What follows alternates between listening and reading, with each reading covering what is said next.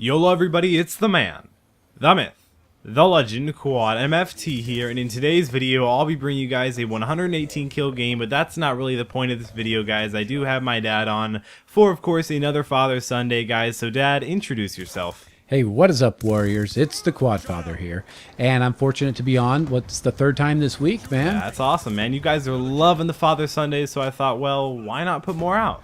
Well, hey, I've got 3 interesting school stories. I know this is our third school one in a day or a week, but I'm not going to always do school stuff. But it is that time of year. It is that time of year. That's what's coming up right now. That's what's really popular in the media right now. You know, school, we may not like it, but it basically has to happen for most of us. But one quick thing before my dad tells us all these stories, make sure to go ahead. If you guys have a Twitter, if you guys don't, go ahead and make one. Follow me on Twitter, Instagram, Facebook. But I wanted to say, if you guys want me to follow you on Twitter on my real account, just at QuadMFT, if you guys want me to follow you on there, make sure to like this video and comment your Twitter name down in the comment section below, guys. That's all you got to do. Like the video and comment your Twitter name, guys. That really does. I like interacting with you guys, so I thought, why not give back? Okay, guys, now I'm ready for the stories. So are you going to actually follow everybody who sends it, or just... You know, not everyone, but I'm going to follow at least 25 people, so there's actually a really good chance that you guys could get followed by me. Cool. I'm going to put my name in there.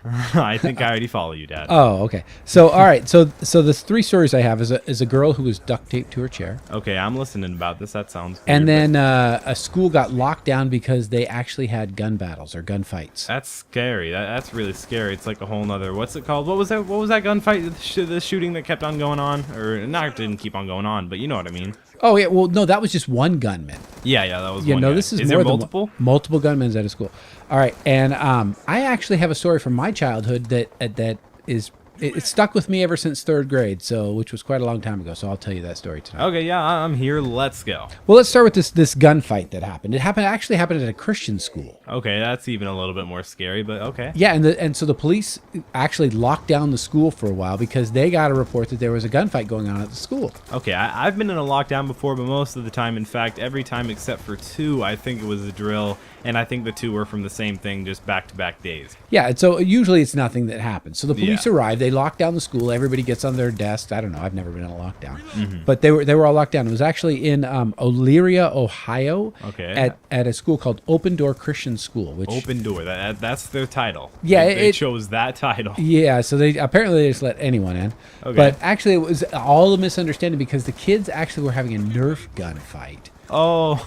And so it actually wasn't like there weren't any gunmen trying to kill children or teachers or anything. No, it's just a misunderstanding by the secretary who heard a message from a teacher about a gunfight. And so she called the police, and the police locked down the whole school, and it was just Nerf guns. Wow, that's a waste of the policeman's time. That's a waste of all the children's but time. Don't you they think, could be learning. Yeah, learn more. Don't you think if you were one of those students, wouldn't you have been happy? I would have been.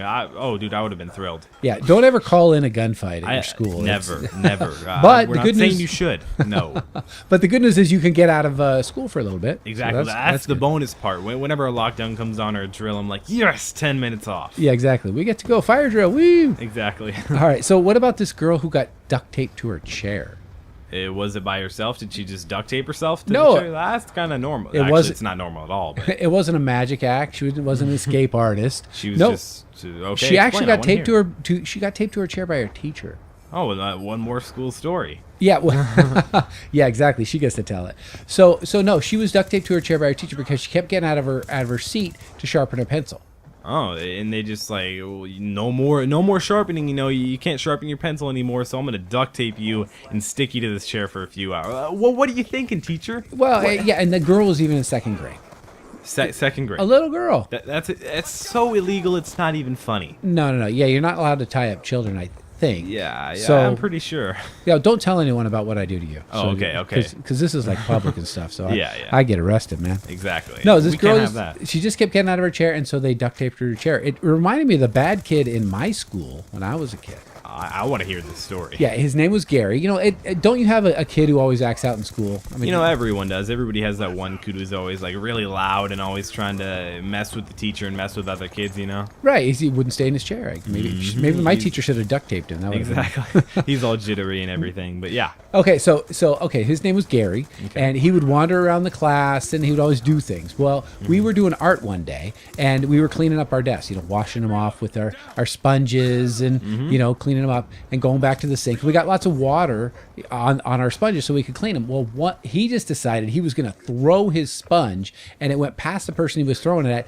and it hit the teacher and went all over the bulletin board behind her. He just decided to throw the sponge randomly? Well, I don't know. He's the bad kid in school. I don't know what he was thinking. Oh, okay. Okay, so you know what happens? The teacher looked up, and she had just paint all over her face. I mean, she was enraged. Huh? She was. Yeah. She was really upset. And there was this girl who, I think she was a transfer student. I'm not sure, but she was blonde, and she was about 6 to 8 inches taller than everyone else in the class. So I think that's a big difference. I think they lied about her age, actually, to be honest. Probably. She was like one of those East German weightlifters, in 3rd grade. You see those ladies, yeah. So Gary splashed the teacher with all this paint, and she turned to Sandy, the East German girl, and she said, "Get him, Sandy."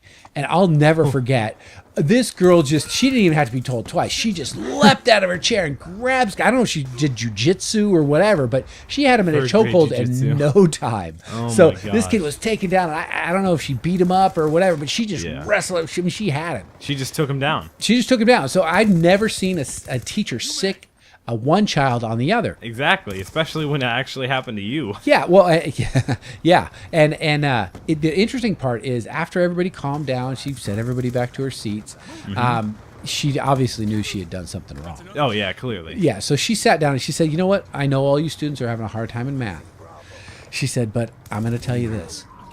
Everybody will get an A this semester if this story never gets out." You know, I honestly, if that was me, if I was one of those kids, I'd take it so instantly. Oh, yeah, because then, you don't have to do homework. You don't even have to pass tests. You're going to get an A in math if it doesn't get out. What? Exactly. Yeah, and I got an A in math. I'm not saying I didn't do anything wrong, but, I got an A in math. But, so, and then the other thing she said was, all right, you know what? Gary's the bad kid. Mm-hmm.